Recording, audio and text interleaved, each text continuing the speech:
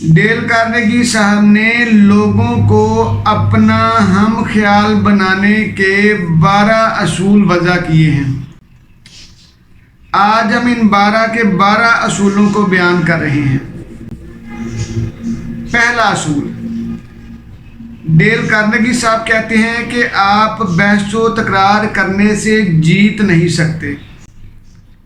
यानी अगर आपको बहसो तकरार की आदत है, अगर आप दलील बाजी वाले हैं, आप ये समझते हैं कि आप लॉजिक के ज़रिए अगले बंदे को मुतासर कर सकते हैं, तो डेल कार्नेगी साहब कहते हैं ये आपकी खाम ख्याली है।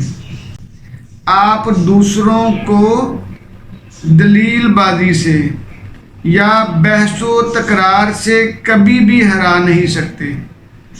आप अपनी बात कभी भी दलील से या बहसो तकरार से मनवा नहीं सकते।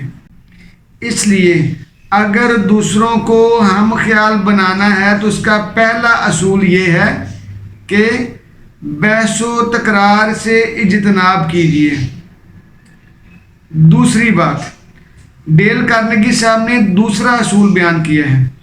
कहते हैं कि अगर आपने लोगों को अपना हम ख्याल बनाना है तो दूसरों के नुक्ता नज़र का एहतराम कीजिए, दूसरों का नुक्ता नज़र भी गौर से सुनिए, दूसरों के नुक्ता नज़र को अहमियत दीजिए। साथियों, हमारी आदत होती है कि हम अपने ही पॉइंट ऑफ व्यू को अहम समझते हैं, अपने ही पॉइंट ऑफ व्यू को तरजीह देते हैं और अपने ही पॉइंट ऑफ व्यू की बात करते चले जाते हैं। साथियों, राइटर कहता है कि अगर आपने अपने आप को मोतबर बनाना है, बाअसर बनाना है और आप चाहते हैं कि दूसरे लोग आपके हमख्याल हो जाएं, तो उसके लिए बड़ा आसान तरीका ये है कि आप दूसरों के नुक्ता नज़र को भी अहम समझें, दूसरों के नुक्ता नज़र को भी अहमियत दें, उसको समझने की कोशिश करें।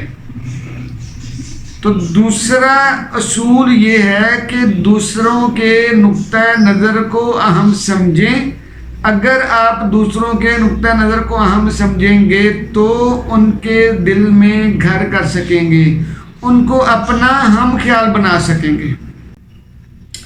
जी, तीसरी बात, राइटो तीसरा असूल ये है कि आपसे गलती हो जाए तो फयाजाना अंदाज से अपनी गलती को तस्लीम कर लें। ये एक बड़ी अजीब बात है। साथियों, जब हमको गलती कर लेते हैं तो हम में से जो कमज़ोर लोग होते हैं वो अपनी गलती का इल्ज़ाम दूसरों पर लगाते हैं, यानी जिम्मेदारी नहीं लेते हैं। जबकि जो स्ट्रॉन्ग माइंडेड लोग होते हैं, जो स्ट्रॉन्ग और बाहिम्मत आला ज़र्फ़ के जो लोग होते हैं, वो अपनी गलती को मान लेते हैं, वो अपनी गलती का इल्ज़ाम किसी दूसरों पर नहीं लगाते। वो ये समझते हैं कि वो इंसान है और वो भी गलती कर सकते हैं, इसलिए वो अपनी गलती को बड़े खुले दिल से कबूल करते हैं, तस्लीम करते हैं। इससे होता क्या है, इससे उनका कद काठ लोगों की नज़रों में और बेहतर हो जाता है। लोग समझते हैं कि हाँ यार, ये बंदा इतने ज़र्फ़ वाला है कि अपनी गलती, इतना बड़ा बंदा होने के बावजूद अपनी गलती को मान रहा है। इससे आपको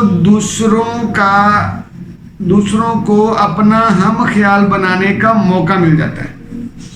ठीक, लोग ये जान जाते हैं कि आप साहिब किरदार हो, आप किरदार वाले बंदे हो, आप दो नंबरी नहीं करते हो, या जो गलती हो जाए तो उस गलती को हीलो बहानों के नीचे नहीं छुपाते हो, आप स्ट्रेट फॉरवर्ड होकर अपनी गलती को मान लेते हो। ठीक साथियों, इसी तरह राइटर ये कहता है कि चौथा असूल, लोगों को अपना हम ख्याल बनाने का फोर्थ यानी चौथा असूल ये है कि जब भी बातचीत करें तो अंदाज हमेशा दोस्ताना रखें, गुफ्तगू हमेशा दोस्ताना अंदाज में करें, दोस्ताना माहौल में बात करें।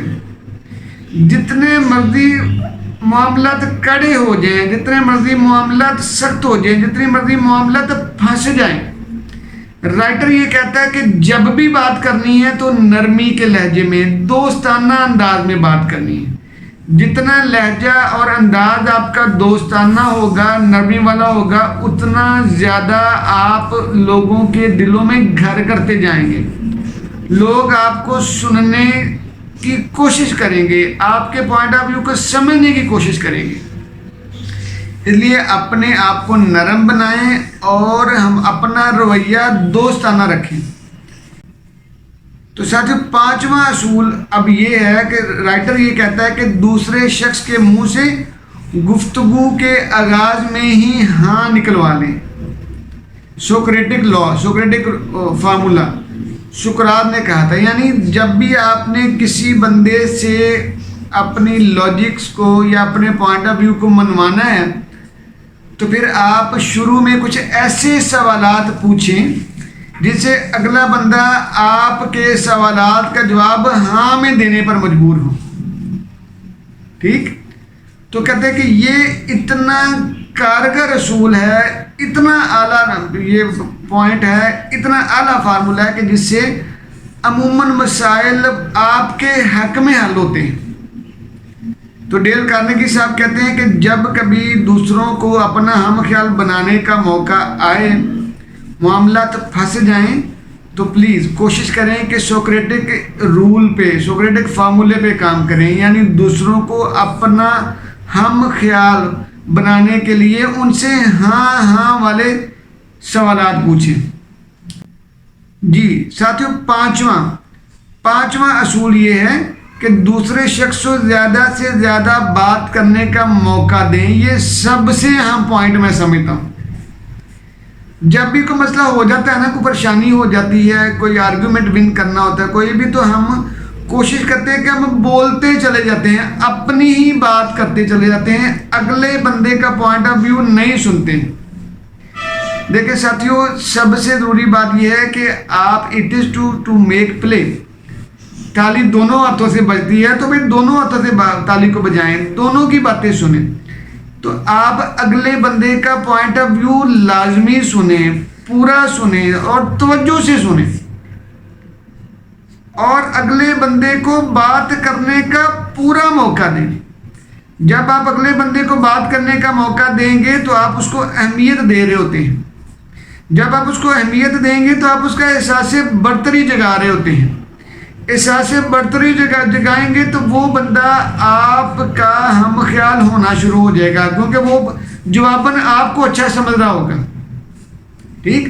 تو چھٹا اصول کیا ہے کہ دوسروں کو بھی بات کرنے کا موقع دیں اور دوسروں کی بات کو پورے غور سے سنیں، پوری توجہ سے سنیں۔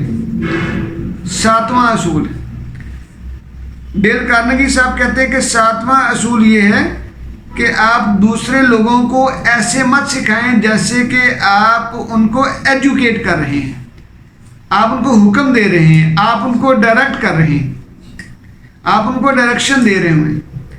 آپ ان کو سکھائیں ضرور، لیکن ایسے سکھائیں جیسے کہ آپ ان کو کچھ بھی نہیں سکھا رہے۔ آپ ان سے زیادہ عقل مند بنیں ضرور، لیکن ان کو یہ مت بتائیں کہ آپ ان سے زیادہ عقل مند ہیں۔ یہی طریقہ ہے کہ جس کے ذریعے آپ ان کو اپنا ہم خیال بنا سکیں گے، کیونکہ وہ دل ہی دل میں آپ کو قابل سمجھنا شروع ہو جائیں گے کہ یار یہ بڑا قابل بندہ ہے، اس کے پاس بڑا نالج ہے۔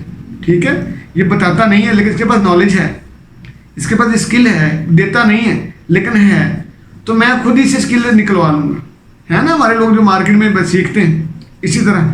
ٹھیک ہے، تو 8ویں بات، رائٹر یہ کہتا ہے کہ بڑی ایمانداری کے ساتھ چیزوں کو دوسرے شخص کے نقطہ نظر سے دیکھنے کی کوشش کریں، یعنی دوسروں کا بھی پوائنٹ آف ویو صحیح ہو سکتا ہے، صرف آپ کا ہی نقطہ نظر ٹھیک نہیں ہے۔ ٹھیک ہے، سمجھ لگی نا؟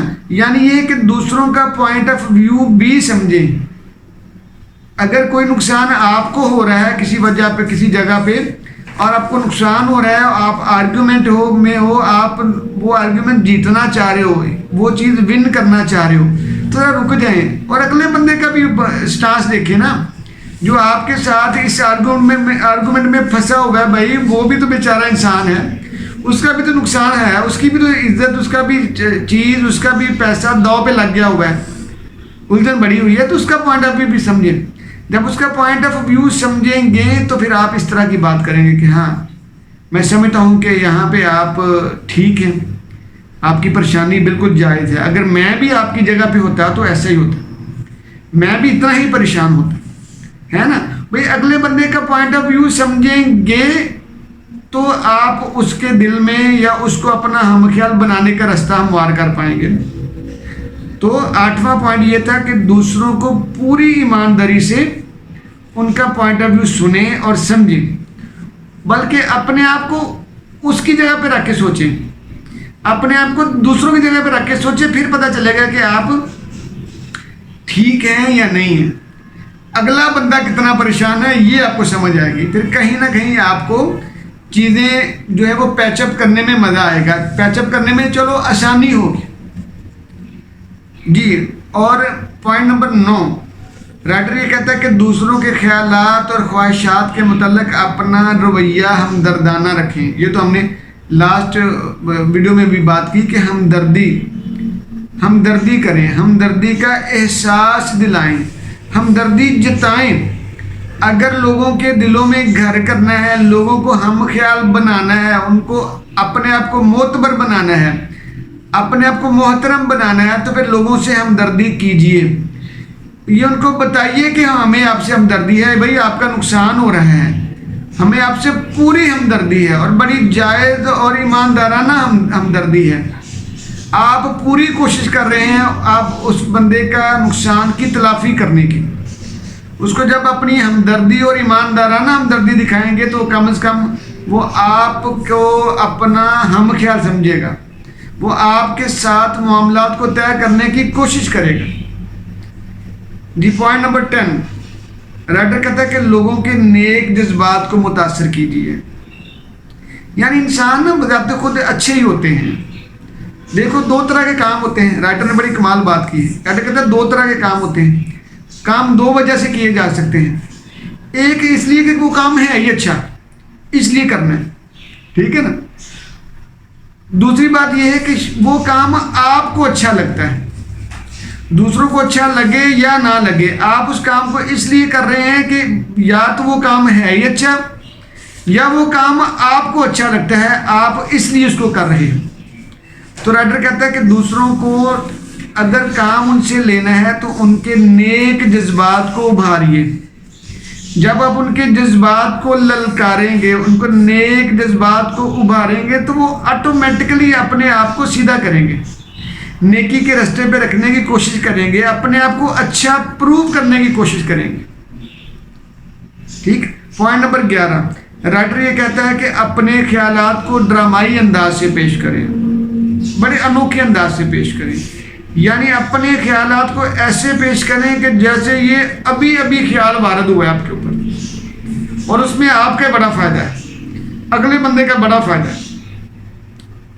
تو کہتا ہے اس سے اگلے بندے کی دلچسپی بڑھے گی. جب آپ اگلے بندے کا فائدہ، اس کو زیادہ فائدہ اس کا بتائیں گے تو آٹومیٹکلی وہ اس میں دلچسپی لے گا.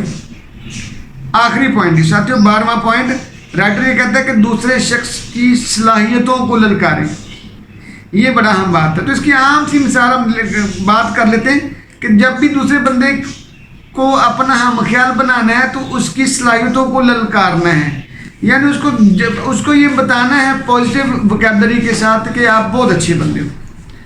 اچھا اگر آپ یہ کام کر سکتے ہو تو بہت اعلیٰ، اگر نہیں کر سکتے تو کوئی بات نہیں، میں پھر آپ سے کوئی بہتر بندہ ڈھونڈ لیتا ہوں. مجھے آپ بہت بہتر لگ رہے ہیں لیکن آپ سے نہیں ہو رہا تو کوئی بات نہیں، میں کوئی آپ سے بہتر بندہ ڈھونڈ لیتا ہوں، یا آپ ہی مجھے کوئی بندہ جو ہے اس کام کے لیے تجویز کر دیں.